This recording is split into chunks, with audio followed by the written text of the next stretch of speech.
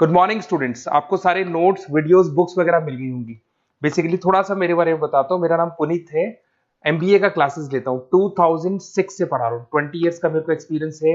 Viju, Poornima, JECRC, Arya, ILM, IRM, IPS business school सब में मैं जा रहा हूँ और एज अ गेस्ट फैकल्टी पढ़ा रहा हूँ। और इवनिंग में मेरा क्लासेस चलता है, ऑनलाइन ऑफलाइन रिकॉर्डेड, तीनों मोड पे क्लासेस चलता है। उसके अलावा एक टॉप कॉलेज है एमबीए का, आईएम अहमदाबाद, वहां मैं बच्चों को हर साल लेके जाता हूँ। मुंबई में एआई यूनिवर्सल, यहाँ पे गेस्ट पढ़ा रहा हूँ मैं। जेईसीआरसी में पढ़ा रहा हूँ, आर्या कॉलेज में पढ़ा रहा हूँ। इन कॉलेजेस में मैं पढ़ा रहा हूँ। देखिए, राइटर भी हूँ। 2008 से मैंने बुक्स वगैरह लिखना स्टार्ट कर दिया था। यूट्यूब पे सारे वीडियोस मिल जाएंगे, रिकॉर्डेड लाइव लेक्चर सब कुछ मिल जाएंगे। बस एक छोटा सा इंपॉर्टेंट डिस्कशन आप लोगों से करना था।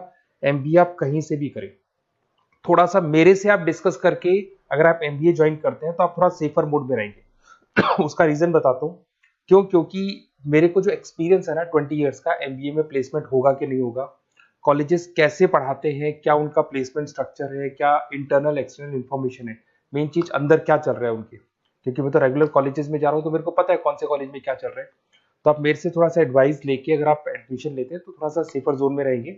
बाकी आपके डिस्टेंस के ऑनलाइन के एडमिशन, मणिपाल हो गया, एमएटी हो गया, ज्ञान विहार हो गया, तो यहाँ भी आपको अवेलेबल हो जाएंगे। तो आप अगर एडमिशन लेते हैं तो प्लीज मेरे से कंसल्ट करना।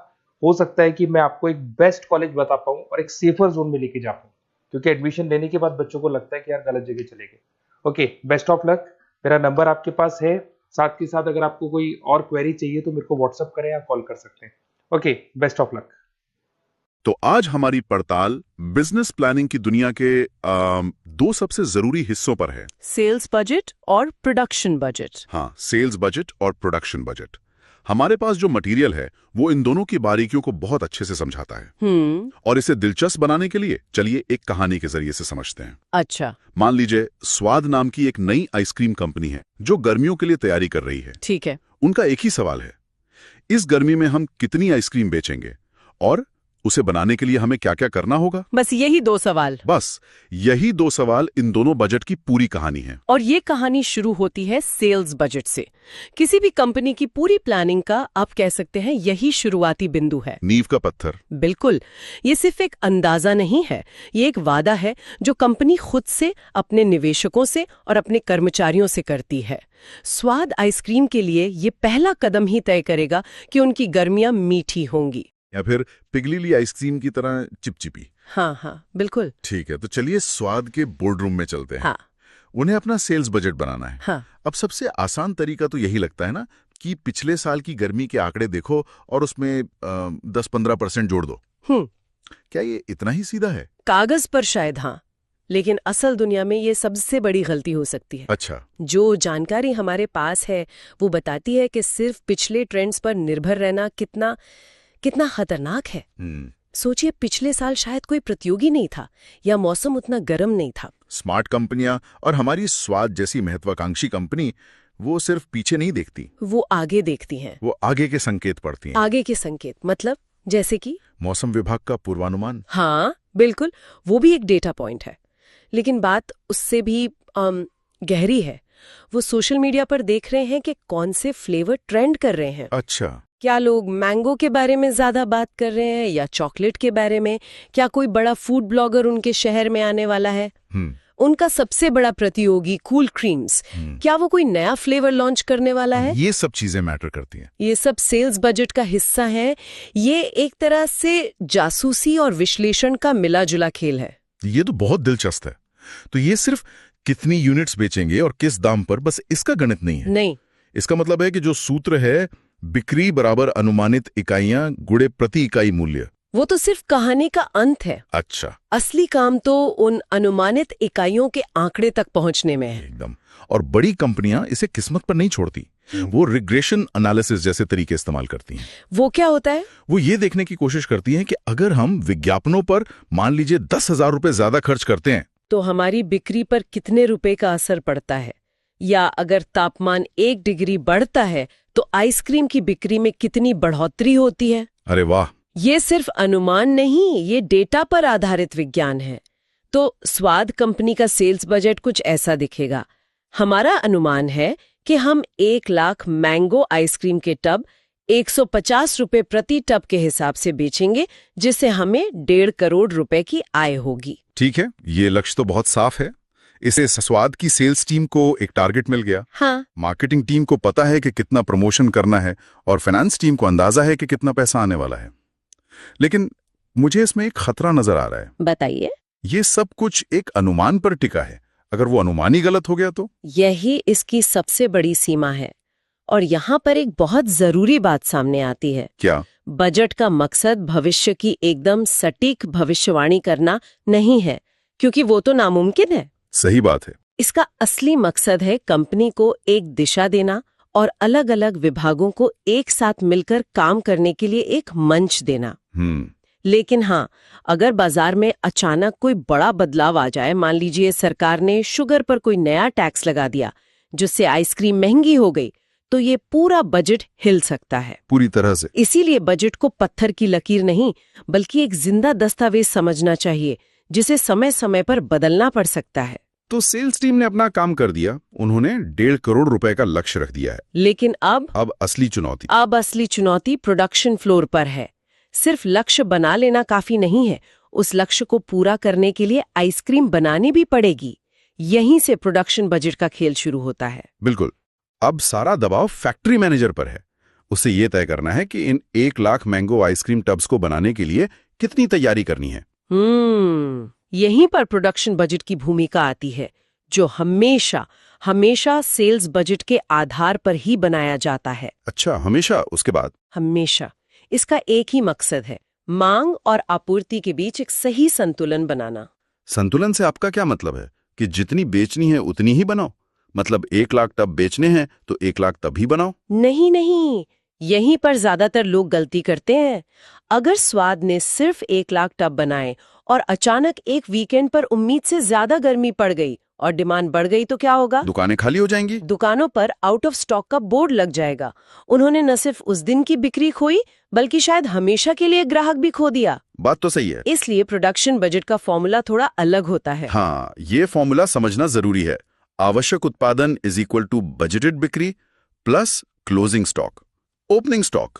चलिए इसे स्वाद के उदाहरण से ही समझते हैं। मान लीजिए स्वाद की बजटेड बिक्री है 1 लाख टब। ठीक है।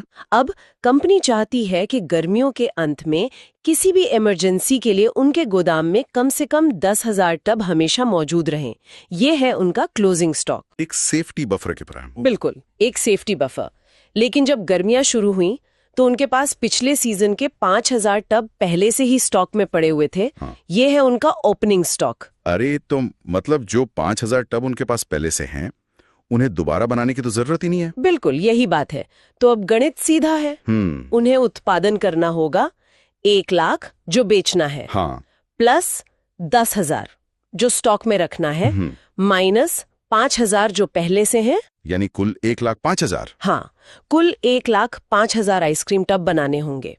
ये सूत्र सुनिश्चित करता है कि आप बिक्री की जरूरतें भी पूरी करें और अपने सुरक्षा स्टॉक को भी बनाए रखें, वो भी बिना किसी बर्बादी के। ये तो बहुत स्मार्ट तरीका है। तो ये सिर्फ उत्पादन की संख्या तय नहीं कर रहा, ये असल में जोखिम का प्रबंधन कर रहा है। हाँ, लेकिन ये कागज पर जितना आसान लगता है, क्या असल में भी उतना ही है? मेरा मतलब है 1,05,000 टब बनाने के लिए दूध, आम का पल्प, चीनी, पैकेजिंग, इन सब का भी तो हिसाब रखना होगा। आपने बिल्कुल सही नस पकड़ी है। प्रोडक्शन बजट सिर्फ एक नंबर नहीं है। हाँ, ये पूरी सप्लाई चेन की योजना है। इस एक नंबर से तय होता है कि कितना कच्चा माल खरीदना है, फैक्ट्री में कितनी शिफ्ट लगेंगी, कितने कर्मचारियों की जरूरत होगी, डिलीवरी ट्रकों को कितने चक्कर लगाने होंगे, सब कुछ। ये एक डोमिनो इफेक्ट की तरह है।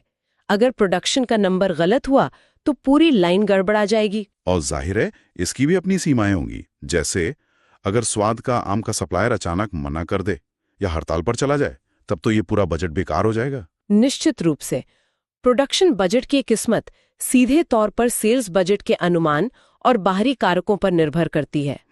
अगर बिक्री का अनुमान गलत था और स्वाद ने 1,05,000 टब बना लिए जबकि बिके सिर्फ 60,000, तो बहुत बड़ा नुकसान। तो उनके पास 45,000 टब का डेड स्टॉक जमा हो जाएगा। उस स्टॉक को रखने का खर्चा, उसके खराब होने का जोखिम, ये सब कंपनी को भारी पड़ेगा। इसीलिए कहा जाता है कि सेल्स का गलत अनुमान सिर्फ सेल्स डिपार्टमेंट की समस्या नहीं है, ये पूरी कंपनी की समस्या बन जाता है। तो अगर हम इन दोनों बजटों को आप एक साथ रखकर देखें तो तस्वीर काफी साफ हो जाती है। हाँ, सेल्स बजट भविष्य की ओर देख रहा है, बाजार में क्या अवसर हैं, ग्राहक क्या चाहते हैं, ये एक तरह का सपना है। और प्रोडक्शन बजट जमीन पर हकीकत को देख रहा है, उस सपने को पूरा करने की हमारी क्षमता क्या है, हमारे पास क्या संसाधन है। बिल्कुल, ये उस सपने को हकीकत में बदलने का ब्लूप्रिंट है। एक के बिना दूसरा अधूरा है। अगर आपके पास बहुत अच्छा सेल्स का अनुमान है लेकिन उसे बनाने की क्षमता नहीं, तो वो सिर्फ एक अच्छा विचार बनकर रह जाएगा। और अगर आपके पास दुनिया की सबसे अच्छी फैक्ट्री है लेकिन आपको यही नहीं पता कि बाजार में बेचना क्या है, तो वो फैक्ट्री भी बेकार है। तो उनका फोकस भी एकदम अलग है। सेल्स बजट का फोकस बाहरी दुनिया पर है, प्रतियोगी, ग्राहक, बाजार। सही है। जबकि प्रोडक्शन बजट का फोकस कंपनी की अंदरूनी दुनिया पर है, मशीनरी, लोग, प्रक्रियाएं। हाँ, और यही इन दोनों के बीच के तनाव को भी जन्म देता है। सेल्स टीम हमेशा ज्यादा बेचना चाहती है, वो बड़े बड़े वादे कर सकती हैं। हाँ, ये तो होता है। लेकिन प्रोडक्शन टीम को हकीकत पता होती है। उन्हें पता है कि एक दिन में कितनी आइसक्रीम बन सकती है। एक सफल कंपनी वही है जो इन दोनों टीमों के बीच एक स्वस्थ संवाद और संतुलन बना पाती है। और बजट इसी संवाद का एक औपचारिक तरीका है। मुझे एक किस्सा याद आ रहा है, शायद आपने भी सुना हो। बताइए। एक बहुत बड़ी टेक कंपनी ने अपने नए फोन के लिए 10 मिलियन यूनिट्स का प्रोडक्शन बजट बनाया। उनका सेल्स का अनुमान बहुत आक्रामक था। अच्छा। लेकिन ठीक लॉन्च से पहले एक प्रतियोगी ने लगभग वैसा ही फोन आधी कीमत पर लॉन्च कर दिया। हाँ, ये क्लासिक केस है। रातों रात उनका सेल्स का अनुमान धराशायी हो गया, पूरी तरह से। लेकिन क्योंकि उन्होंने 10 मिलियन यूनिट्स का प्रोडक्शन पहले ही शुरू कर दिया था, उनके पास लाखों फोन का स्टॉक जमा हो गया, जिसे उन्हें भारी नुकसान पर बेचना पड़ा। उफ। ये दिखाता है कि सेल्स बजट में एक छोटी सी चूक प्रोडक्शन और फाइनेंस पर कितना बड़ा असर डाल सकती है। ये बजट एक दूसरे से एक धागे से नहीं बल्कि एक मोटी जंजीर से जुड़े हैं। तो इस पूरी पड़ताल का सार क्या है? स्वाद आइसक्रीम कंपनी की कहानी से हमें क्या सीखना चाहिए? सबसे बड़ी सीख ये है कि सेल्स और प्रोडक्शन बजट सिर्फ अकाउंटिंग डिपार्टमेंट के लिए बनाए गए उबाऊ दस्तावेज नहीं है। ये किसी भी कंपनी की रणनीति का दिल होते हैं। ये आपको बताते हैं कि आप कहाँ जाना चाहते हैं, सेल्स बजट, और आप वहाँ कैसे पहुंचेंगे, प्रोडक्शन बजट। बिल्कुल। ये कंपनी के अलग अलग हिस्सों को एक साथ एक ही दिशा में सोचने पर मजबूर करते हैं। तो हमने देखा कि ये बजट केवल हिसाब किताब की कसरत नहीं है, बल्कि ये किसी कंपनी के संचालन के लिए एक रणनीतिक रोड मैप की तरह है। हाँ, एक रोड मैप। एक भविष्य की मांग का अनुमान लगाता है और दूसरा उस मांग को हकीकत में बदलने का रास्ता तैयार करता है। ये वाकई एक शानदार संतुलन है जो किसी भी बिजनेस को सफल या असफल बना सकता है। और ये हमें एक बहुत ही महत्वपूर्ण सवाल पर लाकर खड़ा करता है। क्या? हमने बार बार कहा कि सेल्स बजट पूरी इमारत की नींव है, लेकिन आज की दुनिया में जो इतनी अप्रत्याशित है, एक वायरल ट्वीट, एक वैश्विक महामारी या कोई नया आविष्कार, कुछ भी रातों रात बाजार को बदल सकता है। सही बात है। तो सवाल ये है, अगर किसी कंपनी की सफलता की नींव ही मानवीय व्यवहार या अचानक होने वाली घटनाओं जैसी अनिश्चित चीजों पर बनी है, तो एक बिजनेस उस सिस्टम में लचीलापन कैसे बना सकता है जो इतना कठोर और संख्याओं पर आधारित लगता है? ये सोचने वाली बात है।